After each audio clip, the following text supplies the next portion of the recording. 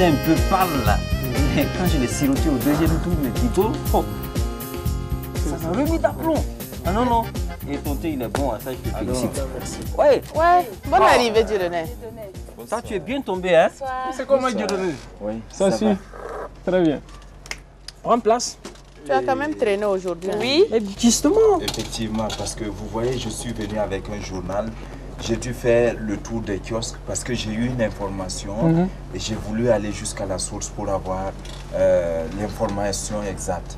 Et d'ailleurs, je voudrais vous proposer ce que j'ai lu et qui m'a vraiment tiqué. Vas-y donc, vas-y donc. Le titre « Abus sexuels sur des enfants » pour que Ouagadougou ne devienne pas Bangkok. Ainsi, on a recensé 110 cas d'abus sexuels au Burkina ces dernières années. C'était pour la plupart des viols de filles d'une moyenne de 13 ans. Ces abus étaient commis dans les familles, le voisinage, au travail, par des personnes connues de leurs victimes. L'écart d'âge le plus élevé entre la victime et son agresseur était de 57 ans. 57 ans? Oui. Oh, dis donc, continue. Et ce n'est qu'une partie visible de l'iceberg. Donc voilà un peu ce que, juste un peu, ce que je veux que vous puissiez comprendre. Attends, ça se passe ici autour de nous. Au Burkina Faso, 110 cas de viol dans ces dernières Est-ce années. qu'on peut imaginer pareille chose? Un jour, moi, j'ai appris parler et j'ai entendu parler de ça. Mais je ne croyais pas que le nombre de victimes était aussi élevé que ça. Vous voyez, il y a un problème qui est là. Le harcèlement sexuel, la violence faite aux femmes et même aux garçons. Et aux jeunes filles, aux bébés, aux enfants. C'est-à-dire, de tous âges, il y a du harcèlement sexuel. Comment est-ce que la situation peut devenir aussi tragique? Et dangereuse. les auteurs sont aussi bien des jeunes que des adultes. Des Puisqu'il est dit l'écart d'âge est de 57 ans entre la victime et l'agresseur. Même les vieux pratiquent ça. Qu'est-ce qui motive ces gens à faire cela? Et d'ailleurs, qui même les fait? Bon, tu vois comme il vient de le dire, hein, les jeunes pratiquent cela. Il y a des adultes d'un âge plus avancé qui le pratiquent. Et on ne peut pas savoir à quelle tranche d'âge cela est indiqué. À tous âges. Vous voyez maintenant, la mode veut que chacun aille avec qui il veut, quand il veut et comment il veut. Il y a beaucoup de scènes pornographiques un peu partout dans nos villes. Il y a beaucoup de paroles obscènes maintenant qui sont devenues monnaie courante. On dit n'importe quoi, n'importe comment, on parle comme on veut et on fait ce qu'on veut, on regarde ce qu'on veut. Vous voyez, la situation est grave. Mais il n'y a pas que les bébés qui sont victimes du harcèlement sexuel. Il y a aussi les fillettes dans les foyers. Par exemple, les bonnes, les filles, les serveuses qui sont à la maison, qui aident par exemple la dame pour le ménage. Il arrive souvent que le monsieur croit peut-être qu'il est... En fait, comme la fille, elle est là, on peut l'utiliser comme on veut, on peut s'en servir comme on veut, et même peut-être un enfant de la femme, quelque chose de ce genre. Et puis voilà, il s'adonne à un abus sexuel sur la fille. Et il y a aussi les filles qui vendent les oranges sur la tête, les bananes, et qui sillonnent les rues, qui vont de maison à maison pour présenter leurs marchandises aux gens. Ces filles-là aussi sont facilement victimes d'abus sexuels parce qu'elles ne savent rien, elles ne connaissent rien, en tout cas par rapport à la sexualité en général. Et les hommes mal intentionnés, de mauvaise conscience, peuvent entraîner ces jeunes filles-là dans ce problème que tu viens d'évoquer. Et il y a aussi les élèves et les étudiants qui sont victimes de ce harcèlement, soit avec leurs camarades étudiants ou élèves, soit avec leurs professeurs enseignants.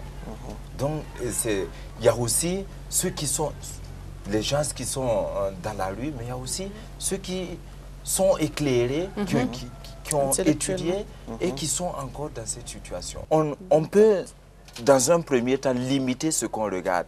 Mais à partir du moment où on intériorise quelque chose, on ne peut plus contrôler cet effet-là en nous. C'est ce qui pousse certaines personnes, après avoir regardé une image à la télé, soit inconsciemment ou non, à vouloir, à un certain moment, il y a une réaction en la personne et il agit sans se contrôler. Ça, c'est vrai. Bon, à ce propos, on a été dans la rue, on a interviewé les gens par rapport à la violence, au harcèlement sexuel, à l'inceste. Et je vous invite à suivre avec moi. Il y a des personnes qui sont tarées au point de vue sentiment. Alors, ce sont ces personnes-là qui ont la propension de mener ce genre d'actes. Donc, harceler sexuellement à tel point que, bon, une grossesse indésirée peut survenir. Puisque si le garçon maîtrise une fille qui est incapable avec une arme ou autre chose, ben, il fait ce qu'il veut, spécialement. Et alors la fille, ben, si ça tombe mal sur sa période, ben, elle va prendre une grossesse indésirée. Bon, l'action sociale, des sections comme ça, essaie de lutter contre ça. Mais ce qui est le problème, c'est que c'est les grandes personnes. Vous voyez, les directeurs, les quoi, c'est eux qui sont à la base de tout ça. Ils violent les petites filles. Et c'est eux encore qui luttent, qui font des réunions, des séminaires pour lutter contre ça. Au fait, ça ne peut pas aller. Parce que c'est ceux-là même qui luttent contre ça, qui sont en bas et qui font ces choses. Donc c'est dommage. Merci, mais selon toi, quelles sont les vraies causes du harcèlement sexuel? Les vraies causes du harcèlement sexuel, bon, c'est surtout la vie dans le foyer, je me dis. Quand le côté de la sexualité, quand c'est pas bien géré, imaginons que monsieur descend du travail, il a envie de faire l'amour avec madame et puis c'est des histoires, soit madame n'a pas le temps ou bien elle n'a pas du tout envie de rester avec son mari. Bon. Le monsieur, quand il sort et puis il voit les petites filles de nos jours qui s'habillent bizarrement, bon, il est tenté par ça quoi.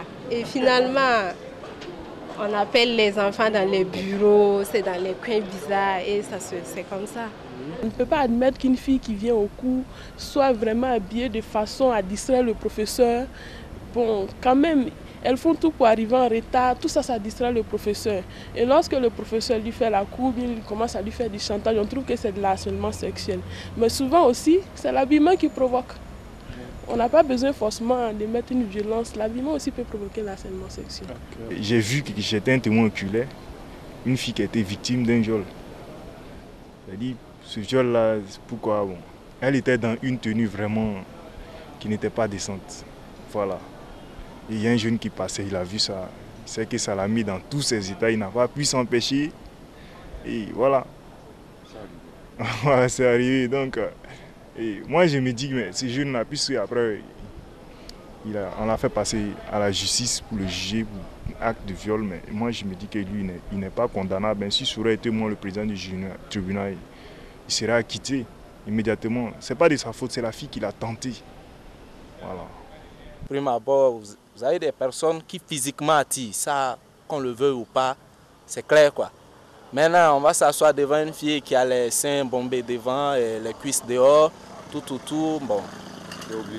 C'est pas obligé, ok. Mais, s'il y a des approches, c'est-à-dire tout de suite, il y a des petites relations, vous savez, l'être humain est ce qu'il est.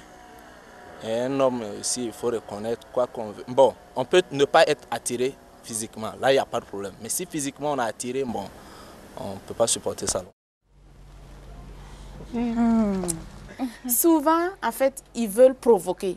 Elles ont l'intention de provoquer, mais pas, il arrive que ce ne soit pas celui qu'on a l'intention de provoquer qui nous aborde. Voilà pourquoi on peut parler justement de harcèlement sexuel. Mais il y a aussi des cas où des jeunes filles ignorantes veulent simplement être à la mode.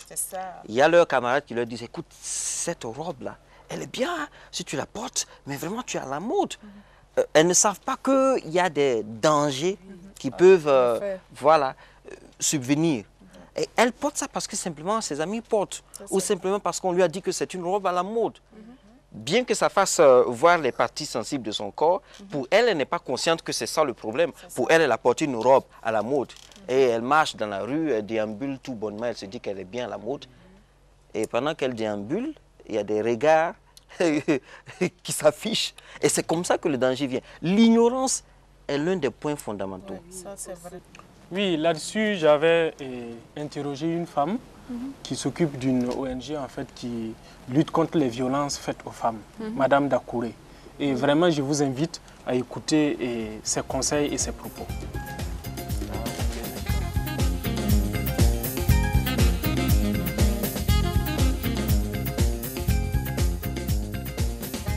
Qu'est-ce que c'est que le harcèlement sexuel? Le harcèlement sexuel n'a pas reçu une définition, en tout cas dans aucun des textes, mais nous considérons que c'est encore une violence dans la mesure où il s'agit d'une personne qui cherche à imposer au moins des contacts physiques avec une victime que généralement nous considérons comme étant la femme, et donc en abusant de son autorité morale, autorité financière, autorité administrative, etc. Donc il s'agit de contacts au moins physiques, ça aussi ça peut aller parfois jusqu'au viol. L'inceste est une violence sur les femmes, et cette violence-là peut même aller jusqu'au viol, dans la mesure où ce sont des rapports qui vont être imposés à la victime, qui souvent est en très bas âge. Les problèmes psychologiques peuvent surgir vis-à-vis de l'auteur de l'inceste et d'une manière générale dans la vie sexuelle et sociale de cette victime-là. Mais aussi, ça peut aboutir à des grossesses, parce que s'il y a eu un viol, la victime n'ayant pas été préparée à prendre des précautions, il peut s'en suivre une grossesse. Et si cette grossesse va jusqu'à son terme, nous allons nous retrouver dans la société avec des enfants qui sont les enfants parfois de leur grand-père qui a été l'auteur de ce viol-là, ou de leur oncle, puisqu'il peut s'agir aussi du frère de la victime. Et certaines personnes pensent qu'ils peuvent être guéris du sida en ayant des rapports sexuels avec une fille vierge. Violer une personne pour se guérir d'une maladie sans se poser la question de savoir comment cette victime-là, à son tour, pourra se soigner de cette maladie, je ne sais pas comment on peut qualifier cela. Non seulement ce n'est pas vrai, mais si c'était vrai, il faut se demander, bon, moi je vais me soigner en ayant des rapports sexuels avec elle, mais elle, comment elle va faire pour se soigner? On ne répond pas à cette question. Ça revient encore à dire que la femme, à la limite, on ne la considère pas comme une personne, c'est une chose qu'on peut dominer, qu'on peut posséder quand on le veut, sans chercher à savoir les conséquences. Moi, je crois que le plus important, c'est l'information et l'information juste. Si on arrive à faire comprendre à chaque élément de la société comment cette maladie se transmet, donc par l'information, la sensibilisation, je crois qu'on aura beaucoup fait. Parce que jusqu'à présent, les choses n'évoluent pas tout à fait comme on l'espère, parce que les gens ne sont pas entièrement convaincus, en tout cas, tout le monde n'est pas convaincu que la maladie se transmet par les voies sexuelles, les voies sanguines. Le manque d'information fait qu'on aboutit à des situations dramatiques telles que le cas du viol des jeunes filles, soi-disant pour se soigner. Mon dernier mot, ça serait de lancer un appel, aussi bien au niveau des femmes qu'au niveau de nos fils, de nos frères, de nos époux, et puis bon, peut-être de nos papas. Eux, ça va de soi. Avec l'âge, peut-être qu'on devient un peu plus conciliant par rapport aux violences faites aux femmes. C'est donc de lancer un appel pour que chacun considère qu'une femme qu'il est en train de violenter, cette femme-là, c'est soit la fille de quelqu'un, soit la sœur de quelqu'un. Personne n'aimerait qu'on violente sa mère, sa sœur ou sa fille. C'est important de savoir cela pour au moins changer de comportement au cas où on a un mauvais comportement. Parce que ce sont les mauvais comportements qui entraînent ce genre de problème, le harcèlement. Et moi, je retiens ce qu'elle a dit, que le cadre familial est l'endroit le mieux indiqué pour résoudre, je dirais même pour prévenir ce genre de problème. Quand dans la famille, on a eu droit à une éducation bonne et stable, quand les parents prennent soin d'expliquer aux jeunes filles comment est-ce qu'il faut se comporter dans la société, surtout en matière d'habillement, en matière de sexualité, en matière de copinage, etc. Quand dans la famille, on a reçu l'information juste de papa et de maman, je pense qu'on est armé pour pouvoir se comporter mieux dans la rue et même en classe. Oui, Jacques, une chose que je voulais aussi ajouter, je ne te contredis pas, c'est pour dire en fait que tout individu, quel qu'en soit son âge, quelle qu'en soit sa position sociale, sa position financière, je veux dire, et quel qu'en soit même son rang, tout être devrait avoir de la personnalité. C'est vrai. Être en mesure d'assumer la responsabilité en tout cas de ses actes.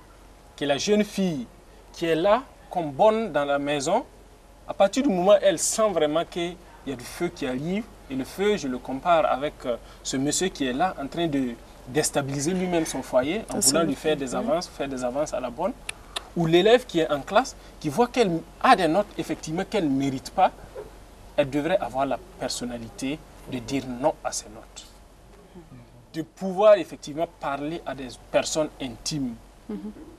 Les parents sont là, les amis intimes sont là. De faire recours à certaines juridictions dans le cadre en fait de corriger une bêtise qui est en train d'être faite ou bien en train d'être planifiée. Et je pense que si tout un chacun, le professeur qui est là, qui sache que oui, je suis là pour dispenser les cours, mais oui, j'ai une responsabilité. Cette responsabilité, c'est laquelle je dois éduquer. Si tout un chacun avait la personnalité, je pense que notre société ne souffrirait pas des mots qui nous minent actuellement. C'est bien dit, Abel. Mais je crois qu'il faut encore quelque chose de plus. Parce que lorsque nous voyons ceux qui commettent de tels actes, beaucoup de gens, de ces gens-là, ils savent que ce qu'ils font, c'est mauvais. Et ils le font quand même. Ils ne peuvent pas s'en départir. Ça devient souvent comme de l'esclavage. C'est comme il l'a dit, c'est de la bestialité. C'est quelque chose... Souvent, la juridiction peut les punir. On peut les mettre en prison pour ce qu'ils ont fait. Mais laissez-les, ils vont sortir. Ils vont refaire la même chose. Donc je trouve qu'il faudrait éduquer les gens, enseigner les gens ce qui est important. Ce qui est important, c'est de revenir à Dieu. Si vous avez la crainte de Dieu dans votre cœur, je crois que vous aurez un changement dans votre attitude. Lorsque vous lisez la Bible, vous voyez, dans les temps passés, moi je suis étonné que déjà au temps de Sodome et Gomorrhe, il y avait des comportements pareils. Et jusqu'à nos jours, il y a encore des comportements de ce genre. Donc il y a un problème. Et il faudrait que chacun revienne à Dieu. Qu'il revienne à Dieu qui nous a créés. Qu'on revienne à Dieu qui nous a créés. Et c'est lui qui pourra nous transformer notre cœur pour que nous puissions abandonner ce qui est mauvais. Ouais. J'ai rencontré une fille qui a bien voulu rompre le silence sur une situation qui s'est passée dans sa vie. Elle a été victime d'un harcèlement et elle a voulu rompre le silence. Et je vous invite à regarder son témoignage. Merci d'accepter de partager avec nous ce témoignage qui a marqué et bouleversé votre vie. Est-ce que dans un premier temps, vous pouvez nous dire la substance de votre témoignage? Qu'est-ce qui s'est passé à un instant donné de votre vie et qui fait l'objet de notre entretien ce soir? J'ai été confrontée à un problème qui a marqué ma vie. C'était un harcèlement sexuel qui a été passé chez nous. C'était un membre de ma famille qui a voulu, coûte que coûte, avoir des rapports avec moi. Et puis, bon, à un moment donné, il a décidé de m'assommer et puis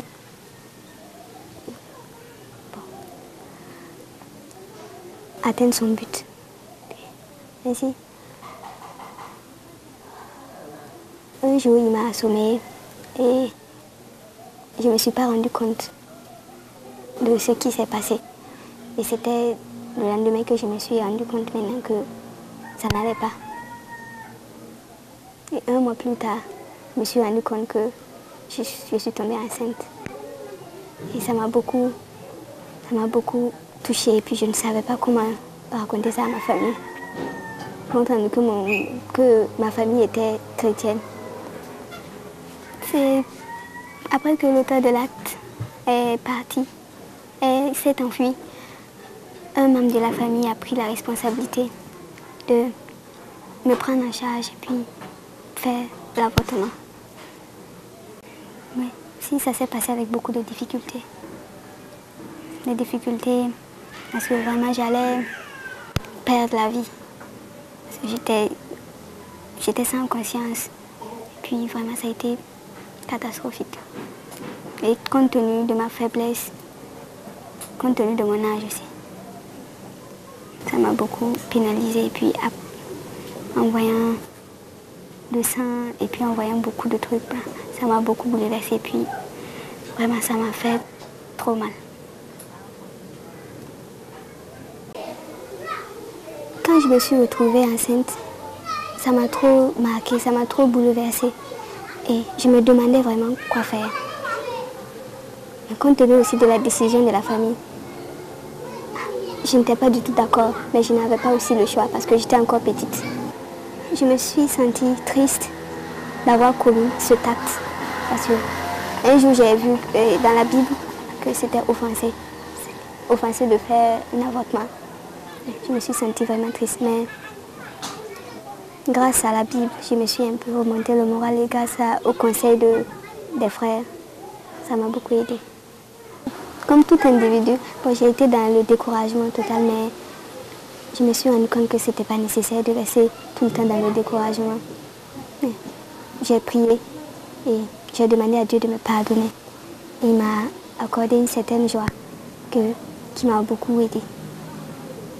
Je n'ai pas pu m'opposer à ce qui s'est passé. Mais d'autre part, je me suis dit que comme l'acte s'est déjà commis, je ne peux plus effacer ça. Mais je crois que j'ai prié et j'ai demandé à Dieu de m'aider et d'effacer ça de ma vie. Et pour que je puisse encore le louer comme avant, être dans son assemblée. Est-ce que vous avez un appel à lancer à l'endroit des filles comme vous qui seraient tombées dans une situation pareille? L'avortement n'est pas une solution. Même si la famille va se révolter contre toi.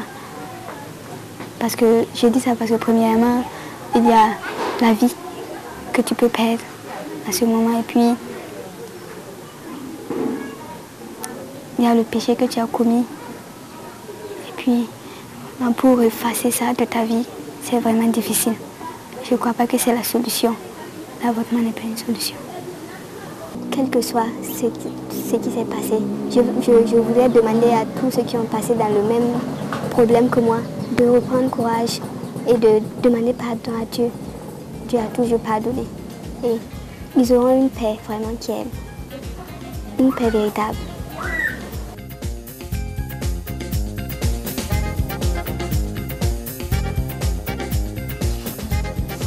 Très touchant, hein? Vraiment. Très émouvant. Et actuellement, elle est sûre et consciente que Dieu lui a pardonné. Jésus nous dit, venez à moi, vous tous qui êtes chargés, et je vous donnerai du repos. La fatigue, Dieu seul peut donner du repos. Ça, c'est vrai. Et on invite effectivement les mêmes filles qui sont, et des filles qui sont victimes de ne pas garder le silence, comme Dieu l'a souligné. En restant dans le silence, c'est très chose. Parce que c'est commis en famille. Le harcèlement sexuel est fait dans une famille. Et la plupart du temps, comme c'est une question de famille, les gens veulent cacher parce que c'est une honte. Et je pense que d'une part, il faudrait amener les gens à dénoncer, à dévoiler certaines choses pour pouvoir les arrêter. Parce que tant qu'on garde les choses dans le secret, on ne pourra pas... Ce qui se fait dans le secret, qui voit? Si quelqu'un ne voit pas, qui va combattre? Personne. Et d'une autre part, je pense que pour pouvoir favoriser cette rupture du silence-là, il faudrait que dans la société, il y ait quand même un système de sécurité.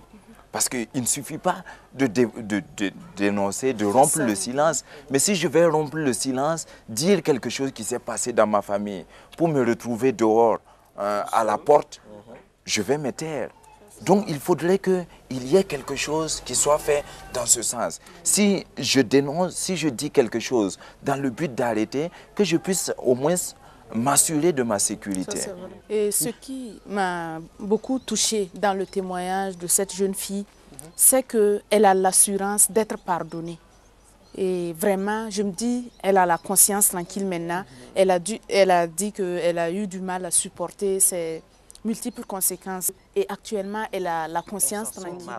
La vie bascule très facilement. On devient aigri, on devient souvent même muet, on ne parle plus, on ne veut pas parler, on ne veut pas que quelqu'un sache. Mais dès qu'on commence à sortir de ce problème, on est libéré.